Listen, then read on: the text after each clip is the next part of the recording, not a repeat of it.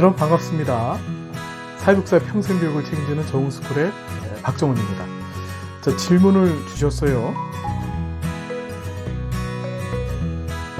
요양시설을 창업하려고 합니다. 어느 정도의 정원이 가장 수익성이 좋을까요? 제가 들은 바로는 29명이 가장 좋다고 하더라고요. 자, 수익성 이야기가 등장을 했습니다. 일단 결론부터 좀 말씀을 드리면 이런 수익성 부분에 있어서도 좀 많은 변화가 있을 것 같아요. 예. 자, 말씀을 드릴게요. 우리 노인장기요양보험법 제6조를 보시면 장교양 기본계획의 이야기가 등장을 합니다. 해당 내용을 제가 한번 읽어 드릴게요. 제 1항을 보니까 보건복지부 장관은 노인 등에 대한 장교양 급여를 원활하게 제공하기 위하여 5년 단위로 다음 각 호의 사항이 포함된 장교양 기본계획을 수립, 시행하여야 한다.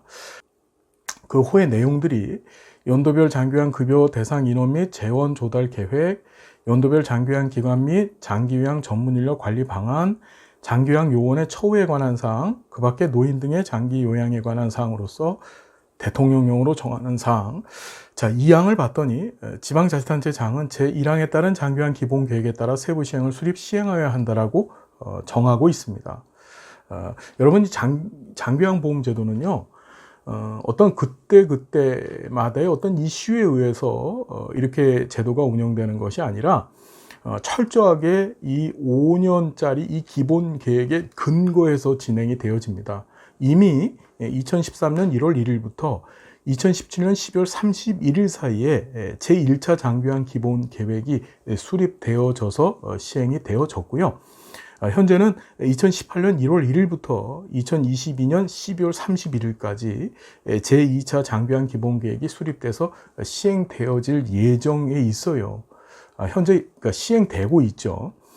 자, 이 내용을 잠깐 보면 이 기본계획에서 규모별, 기능별 수가 차등화 규정이 나와 있어요. 내용을 잠깐 보시면 노인장교양보험제도 설계 시에는 국가가 사회보장제도를 통하여 보장하고자 하는 서비스의 질의 표준을 설정하고 필요한 서비스 비용을 보상하는 수가 수준을 산출하는 의미로 표준 모형을 설정해서 수가를 산출했다. 표준 모형이라는 것이 있었어요. 그러니까 우리 2007년에 노인장기요양보험법이 제정이 되어지고 2008년도 7월부터 노인장기요양보험제도가 시행이 되어졌습니다. 그런데 이 장기요양보험제도를 시행하기 전에 또 법을 제정하기 전에 수차례에 걸쳐서 이제 시범 사업을 진행을 하면서 수가와 그 다음에 이제 운영 서비스의 표준 모형을 설정하기 위한 시범 사업들을 수차례에 걸쳐서 시행을 하였죠.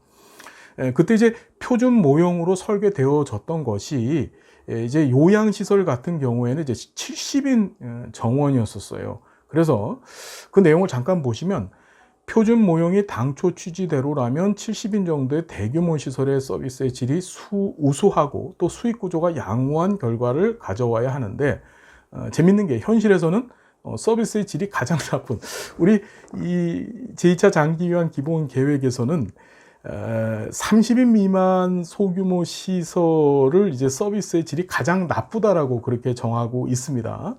이게 지금 제가 쓴 게 아니고 이 기본 계획에 있는 내용들을 이제 그대로 발췌를 해서 여러분들에게 보여드리고 있는 거예요. 그래서 수익률이 가장 좋은 결과가 도출되어졌다라고 지금 제시를 합니다. 여러분도 잘 아실 겁니다. 왜 이 장기요양 생태계 안에서 요양시설들을 30명 정원을 사용하지 않고 29명, 28명을 하려고 하는지를요. 그러니까 아시겠지만 30명이 넘어가게 되면 이제 물리치료사 또 뭐 영양사 이런 인력들을 구비를 할 수밖에 없죠. 특히 이제 물리치료사라고 하는 인력을 확보를 해야 되고 그래서 들어오는 수가는 그러니까 건강보험공단으로부터 받게 되는 급여 비용은 동일한데 반해서 그 인력을 운용하는 데 있어서 들어가는 인건비는 더 많이 지불하게 되다 보니까 그렇죠. 그래서 이제 적정하게 설계를 여러분들이 하신 게 이제 29명입니다. 이게 뭐 보통 면적을 가지고서 정원을 산정을 하게 되는데 그 면적이 30명을 넘어가더라도 그래도 29명 내에서 30명을 넘기지 않고 29명 내에서 정원을 설계하시는 것이 일반적이시잖아요. 이 장기 요양 기관을 설립하시는 분들이 말입니다. 그렇죠. 근데 정부도 그걸 알고 있다는 거예요. 거기에 대해서 이제 견제를 하겠다고 이 기본계획상에 명시를 해놨습니다. 그래서 어떻게 냈냐면 총 2단계에 걸쳐서 이런 수가 체계를 개편하겠다라고 이 기본계획에 제시를 해놨습니다.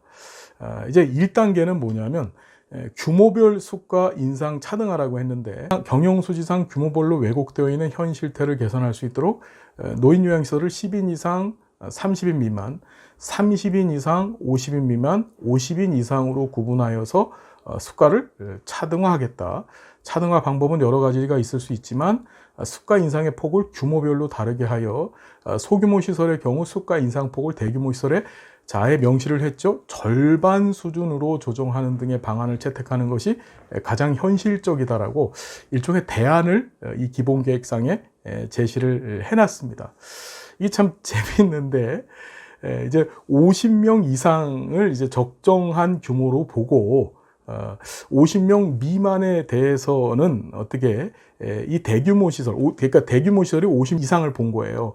그리고 50명이 안 됐었을 경우에는 어떻게 절반 수준의 수가 인상 폭을 이제 시장에 시그널, 신호를 주겠다는 거죠. 지금은 여러분 어떻습니까? 시설급여를 제공하는 10인 이상 요양시설의 경우에는 이제 동일한 수준으로 이제 수가 인상을 받고 있습니다. 즉 장기요양 급여 비용이 똑같이 지급되어지고 있다는 것이죠. 그런데 이 장기요양 기본 계획상에서는 이제 거기에서 차등화가 반드시 일어날 것으로 보여집니다. 30명 정원 이하는 분명히 50명 넘어가는 정원에 비해서 수가가 절반 이하로 어떻게 인상폭이 줄어들 것 같아요.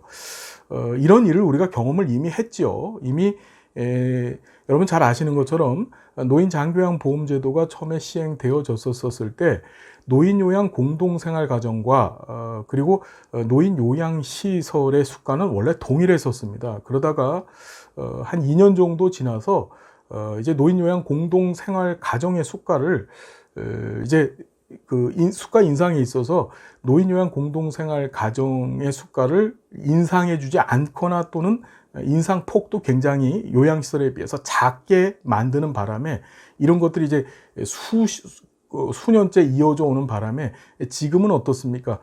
노인 요양 공동생활 가정과 노인 요양시설 사이에 이제 수가 갭이 굉장히 크죠. 아마 그런 일들이 10인 이상 정원을 갖고 있는 노인 요양시설 내에서도 발생할 가능성이 상당히 높다는 사실 여러분 좀 인지해 주시기 바랍니다. 그래서 수가 체계가 요양시설의 전문화 다양화를 유도하기 위해서 단순히 규모별로 수가를 다르게 하는 것은 장기적으로 지속적으로 적용할 수 있는 방안은 아니다라고 또 보고 있어요. 또한 수급자 측면에서는 본인 부담금이 달라지므로 저소득층 노인이 질이 저하되는 소규모 시설을 이용할 가능성이 높아지므로 이에 대한 고려가 필요하다라고 고민을 사실을 정부에서도 하고 있어요.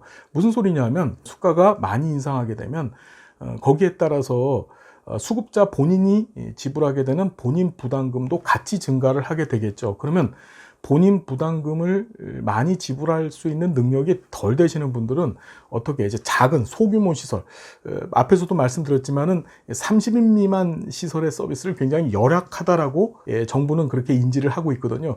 글로 몰려들 가능성이 많다라고 보는 겁니다. 어떤 말씀인지 아시겠죠?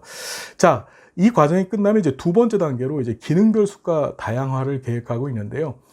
수가를 다양화함으로써 기능의 분화를 유도할 수 있으며 중증도에 따라 적합한 필요한 서비스를 제공할 수 있도록 구분하는 것이 이걸 가장 타당하다라고 현재 보고 있어요. 그래서 이러한 기본적인 틀을 바탕으로 기본시설, 간호전문시설, 치매전문시설로 만들고 이 시설 단위로 시설 내 유니트를 개설할 계획을 지금 갖고 있습니다.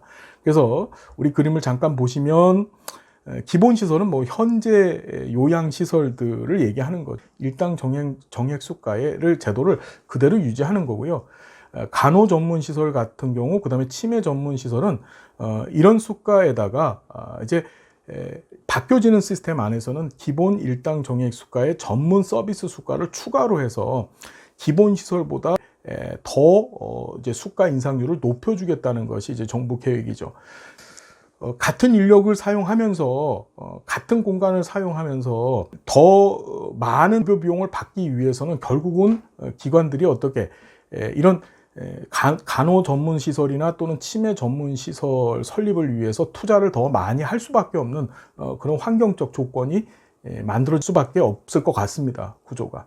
그래서 기능 분할을 유도하는 수가 차등화 방안을 실현하기 위해서 다음과 같은 세부 이행 과제가 필요하다라고 제시를 하고 있는데, 제공기관 기준 설정에서 인력 기준, 시설 기준, 입소자 기준 해서 뭐 입소자의 중증도, 그다음에 요구도, 그렇죠? 욕구를 얘기하는 거죠. 이런 것들에 대한 설정, 연구가 아마 앞으로 진행될 것 같고요. 급여 제공 기준 및 수가 개발, 그리고 건강보험공단의 급여 내용 확인과 모니터링 절차 마련에 대한 그런 세부적인 이야기도 이 안에 제시되어져 있다. 자, 결론적으로 말씀을 드리면 29명 정원이 수익률이 상당히 좋다라는 것을 알고 있어요. 정부도 서비스의 질이 좋지 않다라고 그렇게 인지를 하고 있습니다.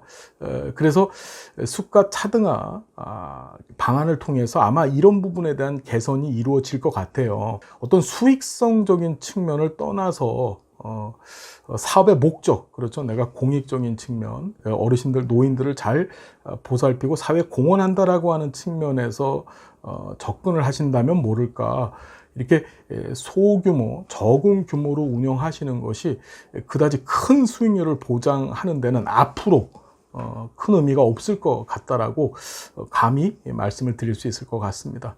참 신중한 이야기인데, 그러다 보니까 이렇게 기본 계획에 있는 이런 자료까지 끌고 나와서 여러분들에게 설명을 드립니다. 오해하지 마시고요.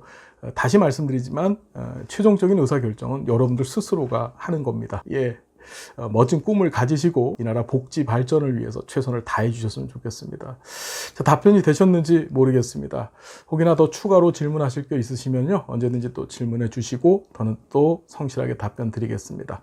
함께해서 고맙고요. 다음 시간 또 행복한 모습으로 만나 뵙겠습니다. 감사드립니다.